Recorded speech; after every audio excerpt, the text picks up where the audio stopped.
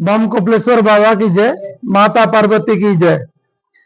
आज press meet डाकबार main उद्देश्य हूँ आज डेट रे प्रिंट मीडिया और सोशल मीडिया हूँ इटा लोकंर पाखे प्रत्येक लोकंर पाखे वार्ता पहुंचाबार गोटे बहुत बढ़िया माध्यम है। आमे ई 149तम शीतल षष्ठी यात्राटा गोटे भव्य रूप से करवार लगी चाहूँ।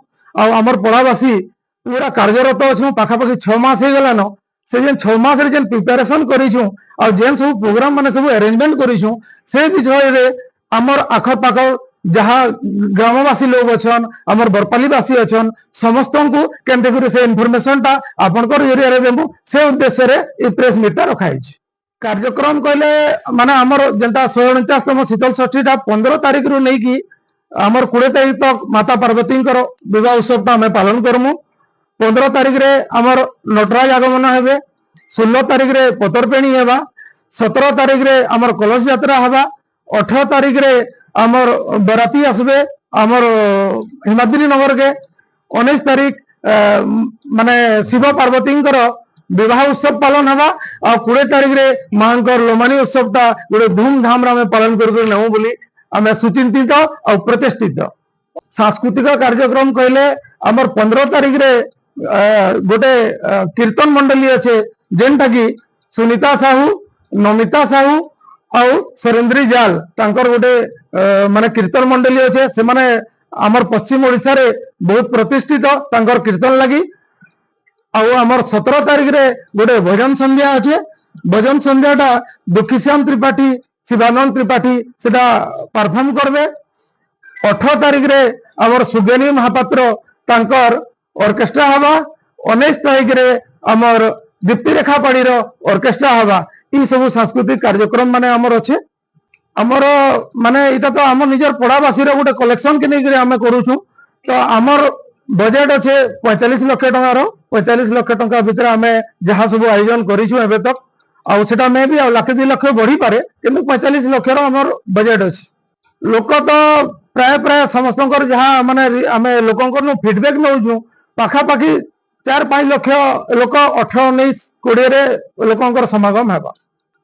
प्रशासन अधिकारी माने हला आमर जेमती law and order situation maintain करया लगी आमर एसपी सर आस्तिले तांकर संगे स्पेशल गोटे बैठक हेतिला आमर मनकर से बैठक रे सबु जिंस पुंखानुपुंख भाव रे डिस्कशन हेतिला और सर हमको आश्वासन देथिले कि ई वर्ष लॉ एंड ऑर्डर सिचुएशन बहुत बढ़िया आकर मेंटेन करावा आउ प्रत्येक कार्यक्रम रे जनता विशृंखला नहीं हेबा और श्रृंखलार सहित केते करे हमें सब कार्यक्रम के माने पालन करि पारमा से ऊपर से हमको दिग्दर्शन देथिले।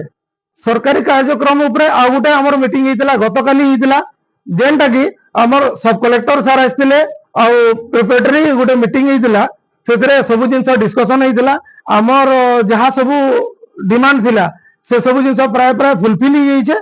आ आगामी दिन रे सार भी प्रतिष्ठित कि आमर जेनता पानी रो सुविधा करवार लगी कि आमर जेन डस्ट पकाबार लगी जहाँ जहाँ कार्यक्रम थिला सब जिंस रे आमर एनएससी भी हमको सहयोग करिछे से आम समस्त को धन्यवाद दूँ। बाहर राज्य आमर जमती लमेन उत्सव अच्छे लमेन उत्सव रे गोटे डमरू प्रोग्राम अच्छे जेनटा कि उज्जैन रोचन आ गोटे आमर धुमाल अच्छे धुमाल गोटे प्रोग्राम अच्छे जेनटा कि रायपुर रोचन गंजाम रु गोटे ट्रुप आउछन जेन माने कि तांकर चित्रकला हिसाब से देखे कि माने जीवे कार्यक्रम रे सब प्रोग्राम शोभा यात्रा रे प्राय प्राय 10टा प्रोग्राम आमे अरेंज करिछु से 10टा भितर गोटे उज्जैन रो डमरू हैला, धुमाल हैला, रायपुर रो विक्रम दुलदुली,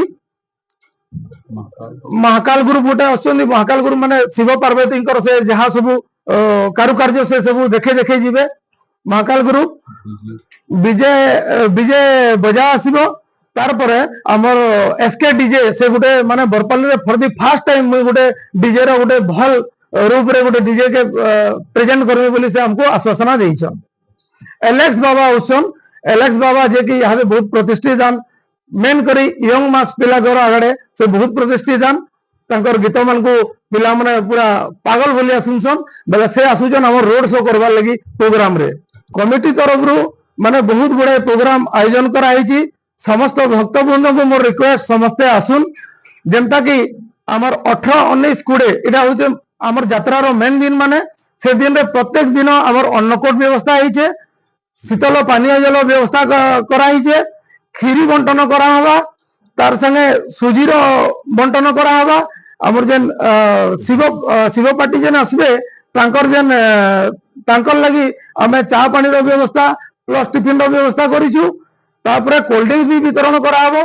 बहुत गुड़े प्रोग्राम रो आयोजन कराई, जेनटा कि जनरल पब्लिक लगी कराई। तो मोर समस्त भाई भौणी मान को गोटे हाथ जोड़ी कर रिक्वेस्ट है, समस्ते आसुन आउ ई कार्यक्रम के सफल मंडित करूँ।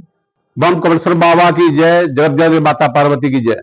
मो ना धीरेन्द्र कुमार त्रिपाठी, साधारण संपादक पार्वती विवाह कमिटी नआपड़ा बरपाली। आम कार्यक्रम हो 15 तारीख आरंभ होगा संध्या 7 घंटे। नमिता सुनीता साहू और निकिता साहू और सहदेवी जाल प्रोग्राम रही जेनटा कीर्तन बैठक कीर्तन हवा। तापर 16 तारीख अच्छे आप पत्रपेंडी जेनटा कन्या पात्री मनोनयन। 17 तारीख संध्या 7 घंटे कलश शोभा यात्रा हवा। आपर भोजन समारोह जेनटा दुखीशान त्रिपाठी और सुपुत्र शिवानंद त्रिपाठी भोजन समारोह हवा। 18 तारीख अच्छे आम सुज्ञानी महापात्र ग्रुप भुवनेश्वर ऑर्केस्ट्रा हवा। 19 तारीख हवा दीप्तिरेखा पाड़ी फ्लेवर सिंगर और गुरुवर ऑर्केस्ट्रा हवा। 20 तारीख आम मांकर विदाय अच्छे जेनटा तमें लमानी शोभा यात्रा कहूँ आम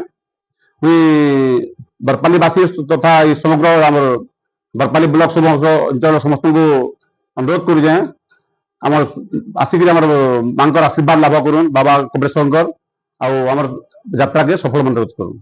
जे कपिलेश्वर ये जगतजननी माँ पार्वती की जे मुई कन्या पिता शिव कुमार अग्रवाल। कार्यक्रम तो बहुत रही हिमाद्री नगर रे बहुत धूमधाम रे हेबो। और कार्यक्रम रे देख पतरपेणी अच्छी और हमारा कलश यात्रा अच्छी।